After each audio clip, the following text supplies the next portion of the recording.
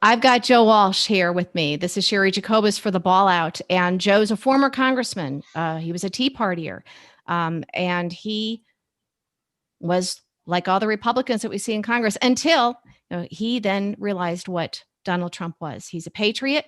He's written a book that he's going to tell you about. He's got a radio show. He's got a big audience. Joe put everything on the line to oppose Trump and try and warn everybody about what he is. Joe is also a big fan of Cheri Jacobus, who put everything on the line, Cheri Jacobus. Well, it's been a fight. And before we get into the news of the day, I want to specify we are recording this Sunday at around 1 o'clock Central, noon Central, 1 o'clock Eastern. Is that how that goes?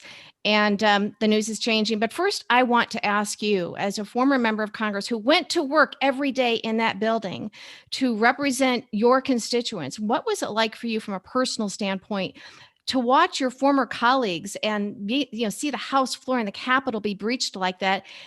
When I worked there starting in 1984, when Reagan was president, I felt safe.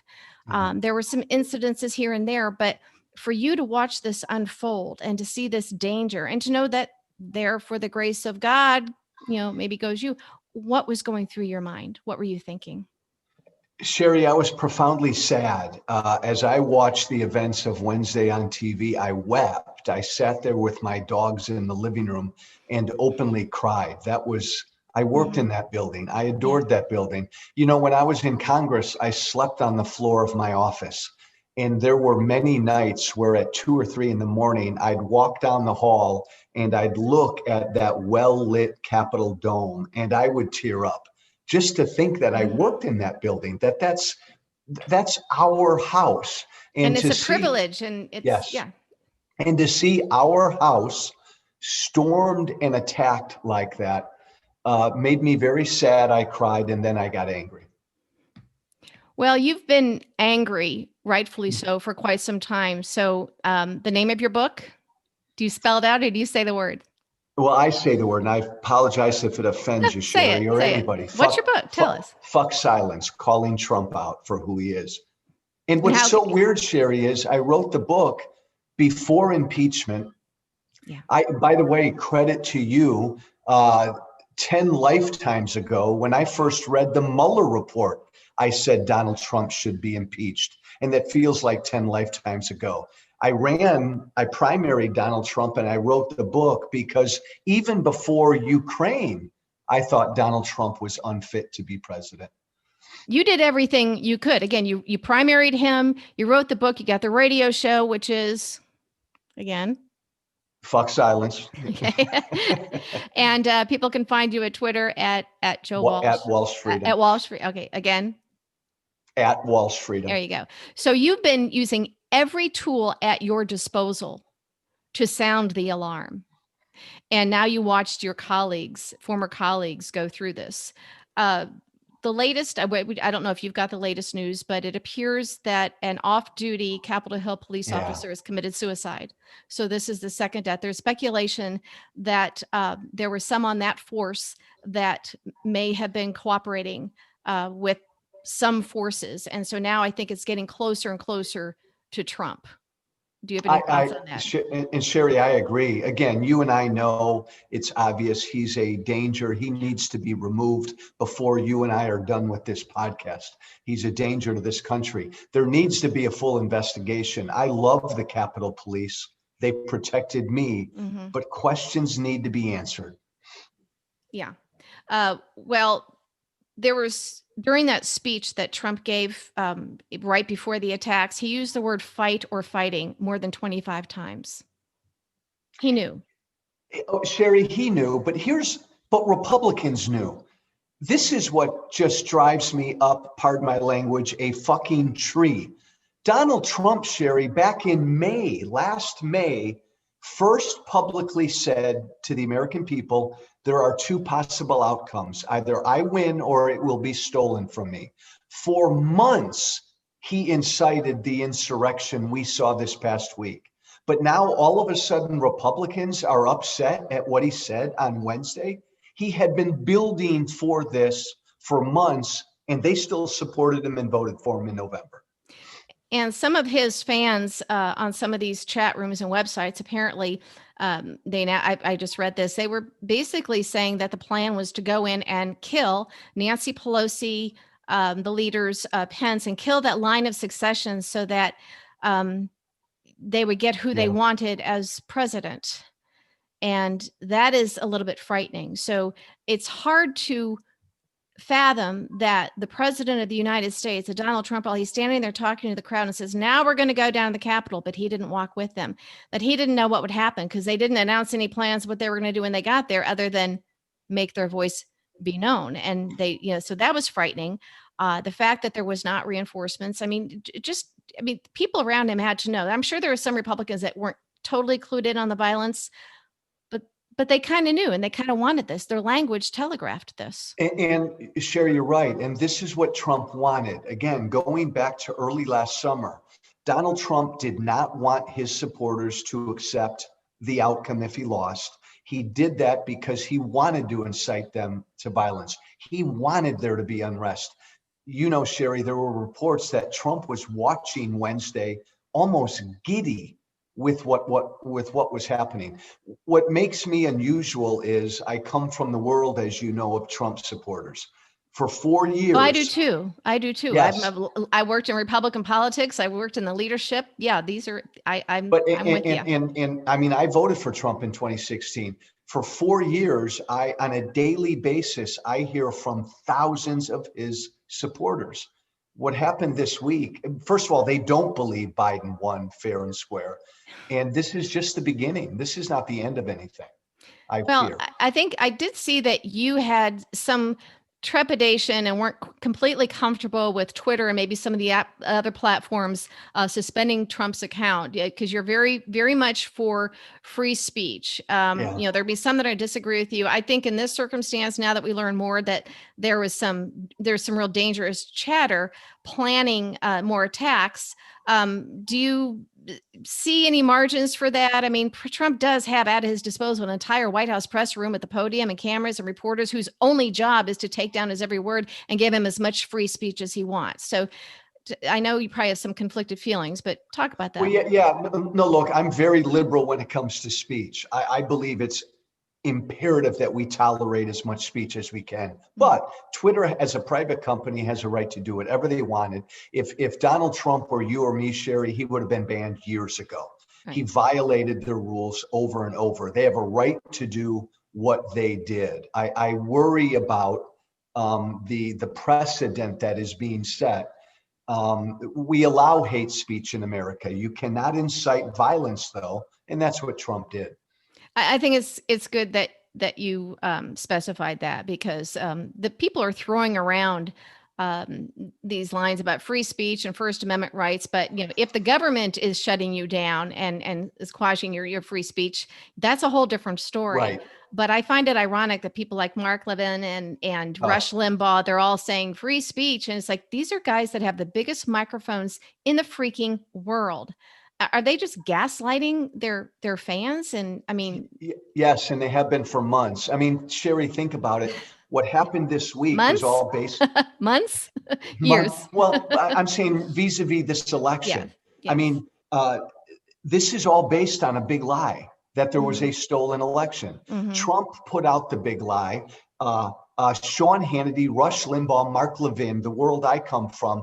Me too. I know these guys. I mean, I've had drinks with these guys in the past. I mean, I get you.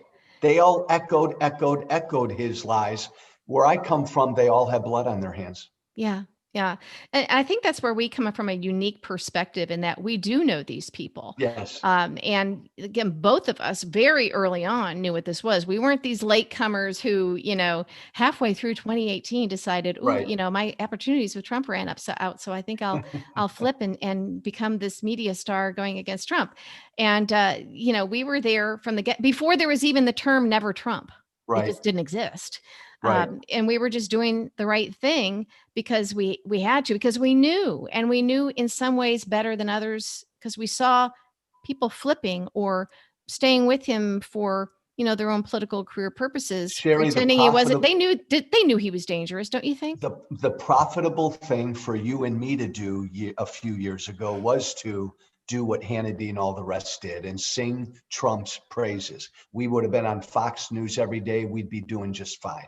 But Yeah. we put country first. We put country first. And I got to ask you this, and I got to word this carefully because I don't want people to get the wrong impression. Do you have some sense of, although it's sad and it's tragic, is there a part of you that has a sense of maybe satisfaction that at least everybody now knows for sure that there's no question what he is? Because I'm feeling that a little bit. And I have to qualify that saying this is tragic and I hate what's happened. But if there's any silver lining, at least they can't tell you he isn't what he is. Cheri, like you, I lost everything. I mean, everything, because a few years ago, I said he's unfit. And because of that, I lost everything. Now, yeah, there is a little bit of, we were right. We were right. We're not alone. We're right. I know. Plenty of people felt like we did. But now we know that all these other people, these cowards now coming out, we were right. You and I can sleep well at night. Well, it's not over. You have any predictions? I mean, we've got some senators calling for his resignation. We hear now that Vice President Mike Pence has decided that the 25th Amendment is, in fact, not off the table. But the danger is what Trump will do today, what he'll do tomorrow, what he'll do before there can be impeachment. Oh, and also NBC on Meet the Press, Katie Turris said that they have information that there, in fact, are enough Republicans in the Senate to vote to convict. That would be 2/3. So something is happening. So I think one way or the other, he's going to be out. But what's he going to do until then? That's what's frightening. Cheri, I'm not convinced that he'll be out. I think Pelosi will probably have an impeachment vote next week. I think she'll hold that impeachment, though, and not deliver it to the Senate probably for a few months after Biden becomes president. Mitch McConnell's made clear he's not going to even take it up until Inauguration Day. But you can, so Republicans can vote to dump him as majority leader and put in Schumer, and then they could have that vote. And I think the Democrats' consideration here is Joe Biden becomes president. Do you want to be dealing with an impeachment trial for the first month or two of his presidency? None of this matters to me, but I think this is what Democrats are considering right now. I wish he'd resign. He won't resign. There's talk, Cheri, that he's going to go down to the Alamo this week and talk about his wall. The Alamo? I mean, Mike Pence ought to, 25th Amendment, hello. Yeah, that's crazy. And that's insane. Yes. And it's dangerous. I mean, everything we are he's now doing, he's going to try to incite violence every single day if he remains in the White House. Well, I think that they probably should do something, and maybe they've made this decision to just have the inauguration be in a quiet, videotaped, undisclosed, live stream, undisclosed location, because the threats on the Capitol. I mean, this is, remember when we had the different colors of alert, post 9/11, high orange alert? I think we're on high orange alert, and it's coming from the inside. I agree. And again, Cheri, I don't want to sound like a crazy person here, but we're not the crazy people. I think we used to be called the crazy people, and we've been proven right at every turn. So Wednesday was a failure. It never should have happened. Heads need to roll. We came within a whisker of having 30 to 40 members of Congress assassinated. And the vice president. That never, ever, ever should have been allowed to happen. Why did it happen? Was there inside help? This needs to be looked at. Do you think the fact that President Trump has not reached out or talked to his vice president since his call for all that violence at the Capitol nearly got the vice president killed, do you think that adds to the appearance of guilt, or do you think he just doesn't care because his crazy following they'll follow him no matter what? They were ready to behead or hang. They wanted to hang Pence. He's just a despicable coward. He's just such a jackass. This is who he is. But Cheri, again, even yesterday, I probably heard from 2,000 to 3,000 of his supporters yesterday. They're fired up. They don't blame Trump for what happened this past week. This is just the beginning of something. They're happy about this. They love the attention. Wow. Yeah. That's frightening. Mm-hmm. It is frightening. Well, what are your predictions? What do you think is really going to happen here? I think you think the Democrats are going to wait? I think he's going to impeach, but I don't think they'll hold a trial on that impeachment until well after Biden becomes president. And then there's the question, can you even vote to remove a private citizen? But I think Nancy's got to give all of us something. So I can't imagine they won't have an impeachment vote. Well, if it's easier for them to vote to convict a few months down the road, and we'll have the numbers, of course. And I think the Republicans would probably be more willing to, because more information is going to come out. And then he loses all of those benefits you get as a former president. Is that correct? That's my understanding. Yeah. And Cheri, here's the other interesting piece.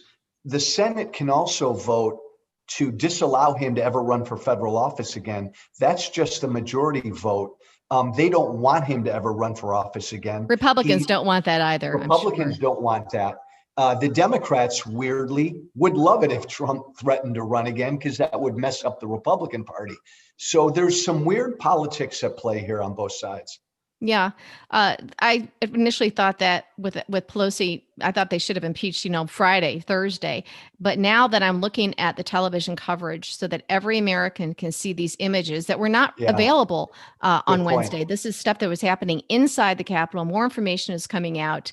And I think that's why we now have, they say they have the votes to convict in the Senate, even now, should the Senate decide to take it up. And it's because it's not that these senators have changed their minds, but they know that their constituents are watching these images on television and seeing them and knowing you can't just let this go. Yeah. Cheri, so I think that was smart now, and that they waited. I do too. I was on the same TV show with Mick Mulvaney last week. I like Mick Mulvaney. We went to Congress together. Mick Mulvaney was asked, why now? Why now does he finally resign? And Mulvaney said, because Trump has changed. He's not changed. Yeah. He said he's not the same guy he was 90 days ago. It's like, oh, yes, he is. And Pat Toomey today, Cheri, this is the Republican line right now. Senator Pat Toomey, who I like, said something changed with Trump after the election. Bull crap. Have you had former colleagues talk to you privately since the attack? Without naming who they are, would you like to share some of their thoughts? I respect their anonymity, but no names. But yes, they're disgusted and they want him gone. I mean, period. And they won't, most of them, again, won't say it publicly, because remember, Cheri, a majority of the House Republicans still voted to object to the Electoral College after the insurrection went down. That's still where the Republican Party is. The base is still the Trumpist base. I don't think the party is salvageable.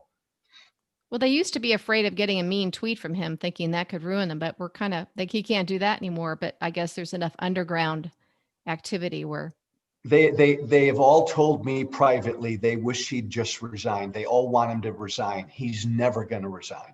Are they conveying that to him, or are they just leaving that to other people? Some are trying to convey that to him. Yes. Wow. But I don't think he'll listen to anybody. I mean, you could have Republicans march down to the White House, but he's not going to listen to them. None? Who do you think he would listen to? His daughter? Is there anybody right now? Rudy Giuliani? Is there anybody that Donald Trump would listen to at this point in time? I think at this point, it's probably his daughter and his son-in-law. And what do you think they'd be saying to him? Hang in there and just ride this thing out. Just ride this thing out. We'll go down to Mar-a-Lago. Wow. And they think that's all that needs to be done.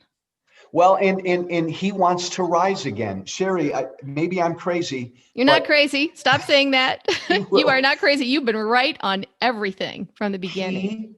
He owns the base of the Republican Party right now. That has not changed with what transpired this week. It hasn't. Well, I'll be interested to see what the polls say after these images running over an entire weekend to see if that affects anything. It's a good point. Yeah. And I find it hard to believe that the country club Republicans that supported him support this. This is now kind of drawing a line in the sand, separating the crazy people who are still out there on social media saying this was stolen and it was Antifa and this, it's all BS. Yeah. And I think those are the people right now that are probably being watched by the feds, and they are being marginalized. And so I think that base is shrinking because they are now like homegrown ISIS people. I mean, this is nutty. Well, 74 million people voted for him. Maybe 30 or 40 million are hardcore Trumpers. It's still a big number. It's a big number. It's a big number. So we're not going to be out of this mess for a while. No, I don't think so. And what's interesting, Cheri, is if not Trump, Ted Cruz and Josh Hawley wanted to assume the mantle. Now they've marginalized themselves this week, but have they within the Republican Party base? Maybe not. They've got home state pace. Yeah, they've been called. People are saying they should resign. Their own home state papers are saying that. It doesn't matter though, does it? Right, but that's a badge of honor again with the Trumpist base, what's happening to them right now. I mean, Mitt Romney, who I like, you probably like, he couldn't run for president in 2 years and get the Republican Party nomination. So a lot of things have to change within the party. I just don't think it's capable of changing. So you think the party is dead? I've been saying that for a while. I think we've seen it break up. And you're no longer a Republican, are you? No, I left the party about a year ago after I dropped my primary challenge. Yeah, I left the summer of 2016. So where do you go? Where do you and I go, Cheri? Where do we go? I'm an independent who votes blue, and I would like to help keep people like us, keep the coalition with the Democrats, and help them do that and not be pulled in directions or do things. I mean, I think we all know that we have to sacrifice certain policy things that we like, but overall, if we want to just save democracy and save America, and we want to get rid of the corruption, that's basically what people like me are like. That's what we want.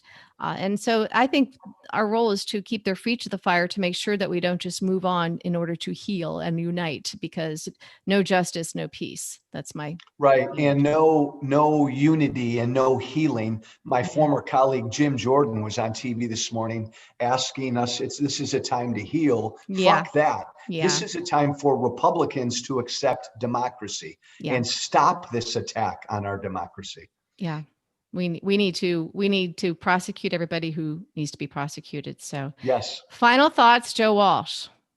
A dark week, Cheri. But again, maybe this, like the whole Trump presidency, has sufficiently woken people up to now do good. Yeah. Okay. Thank you, former Congressman Joe Thanks, Walsh. Cheri. He primaried Donald Trump. He fought against him. He gave up everything. His book is, again? It's called Fuck Silence. Go get it at Amazon. Thanks for the plug, Cheri. And people can find you on Twitter, how? And anywhere else. Walsh Freedom, at Walsh Freedom. Thank you. Thanks, everybody. This is Cheri Jacobus for The Ball Out, and we're out.